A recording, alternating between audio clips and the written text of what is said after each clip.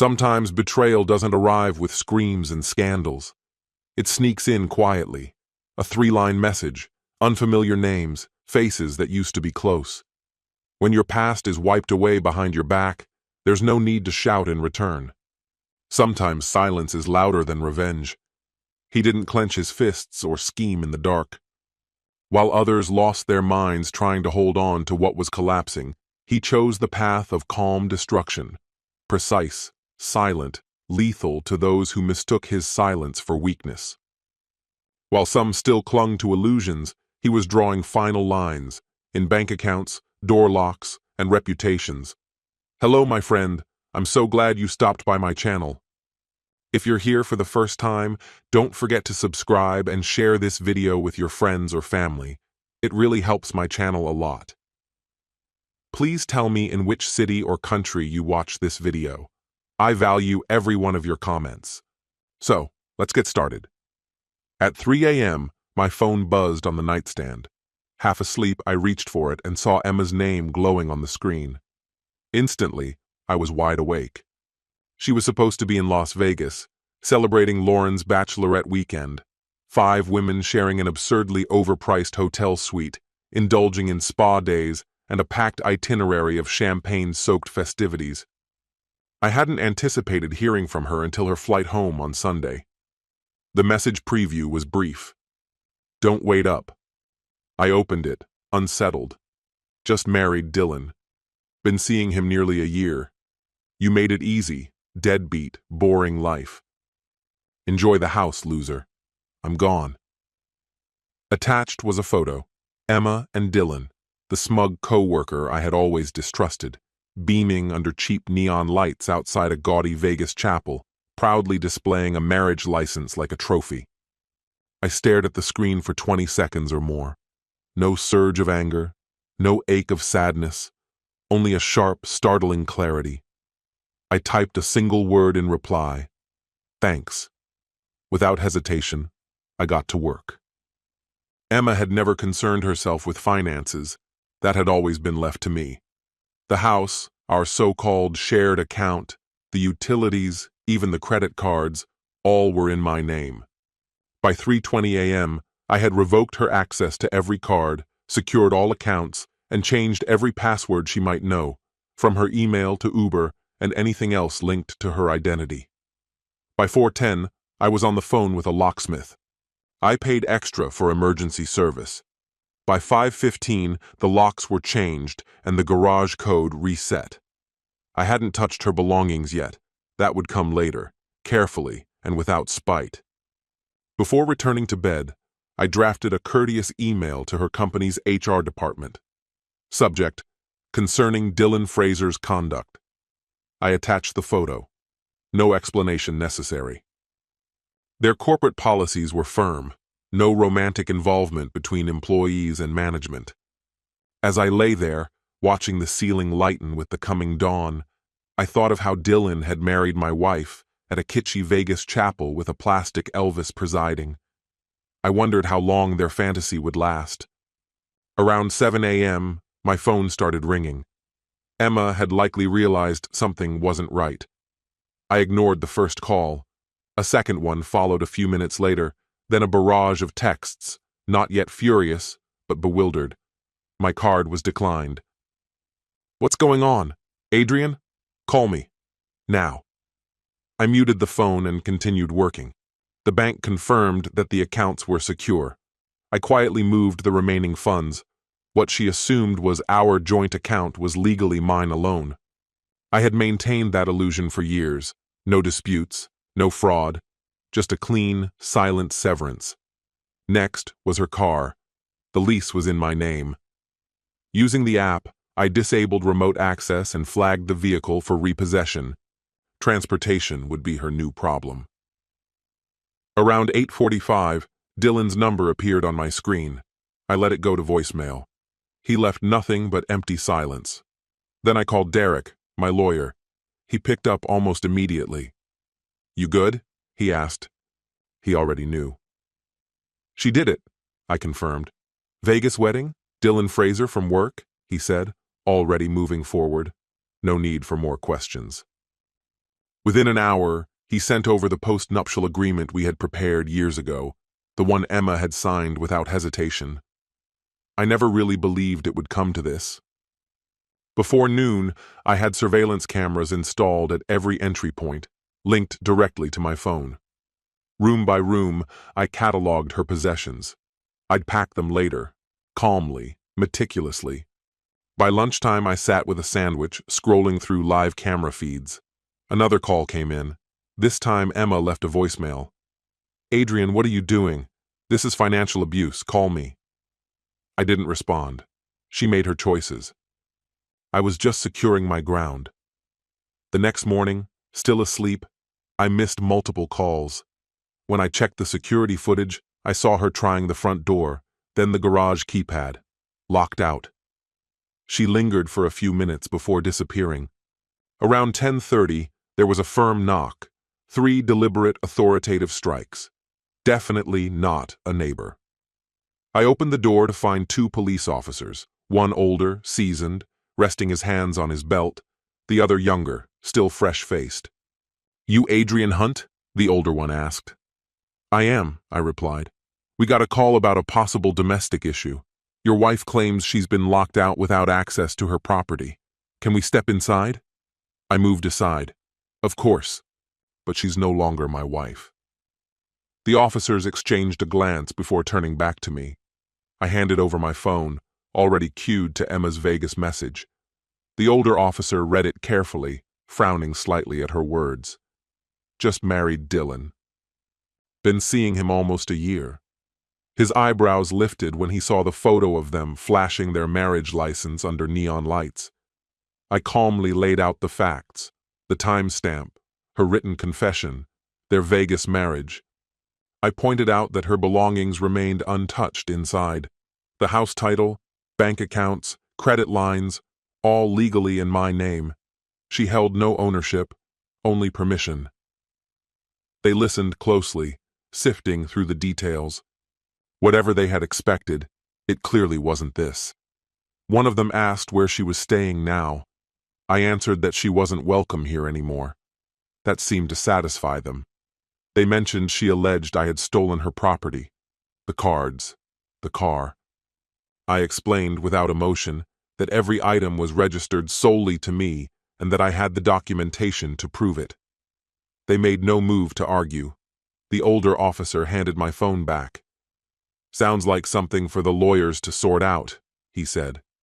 "I think so too," I replied. "Her things will be packed and waiting in the garage later today." They gave a stiff nod and departed without another word. I turned the deadbolt behind them and went back to my desk. It was close to 3 in the afternoon when Emma showed up. I caught the whole approach on the security camera before they even reached the door. Emma, Dylan, and a third person I didn't recognize at first glance. She looked enough like Emma to be related, but more worn down, her sister, Chloe. The 3 of them stood uneasily on the porch, like defendants awaiting a verdict. Emma looked rough, the same clothes she wore in the Vegas photo, eyeliner smudged, and flip-flops hanging off her feet. Dylan had the hollow look of a man realizing the honeymoon was over before it had properly begun. He kept shifting his weight, nervously checking his phone as though willing himself elsewhere. I cracked the door just wide enough to step outside and pulled it shut behind me. No point inviting the chaos indoors. "Adrian," Emma started, her voice a strained mix of fatigue and performance. "This is ridiculous. You locked me out of my own home." I crossed my arms. "You married someone else in Vegas, Emma. That usually comes with a change of locks." "You don't have the right," she protested. "I absolutely do," I interrupted. "The house is in my name. The bank accounts, too. Your personal belongings are boxed up in the garage. You have an hour and a half to collect them." Chloe took a step forward, her voice sharp with judgment. "You're being cruel. She made a mistake. People screw up." "Chloe, stop," Emma hissed, turning back to me. "You're trying to wreck me financially. That's abuse." Dylan finally opened his mouth, tentative. "Look, man, we're just here to grab her stuff. No need to make this worse." I leveled a hard stare at him. "Stay quiet. Load up and leave." He opened his mouth as if to respond, then thought better of it and said nothing. They acted like my words didn't sting, but their body language betrayed them. Emma shot Dylan a glance as they made their way to the garage. When they opened it and saw the neatly packed boxes, Chloe muttered under her breath, "Wow, you really went all out." "I prefer order," I said simply. They began loading the boxes into a rental van. About an hour later, my phone buzzed. A declined transaction notification, U-Haul, $89, rejected on Emma's card, still clinging to old tricks. In the end, Dylan paid. His face was tight, jaw locked the entire time. I didn't bother with goodbyes. As their van pulled away, I pressed the button to lower the garage door. By the end of that week, the real battle began. Emma launched a PR campaign, tearful Instagram posts, emotional Facebook videos, vague, insinuating stories. Always the same message. Adrian was a cold, unfeeling husband who drove her into the arms of someone who actually cared. Chloe amplified everything, adding hashtags like "believe women" and captions like "you never know what's hidden behind closed doors."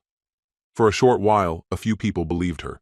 Some friends sent cautious texts, ostensibly checking on me, though their tone suggested they weren't really sure whose side to be on.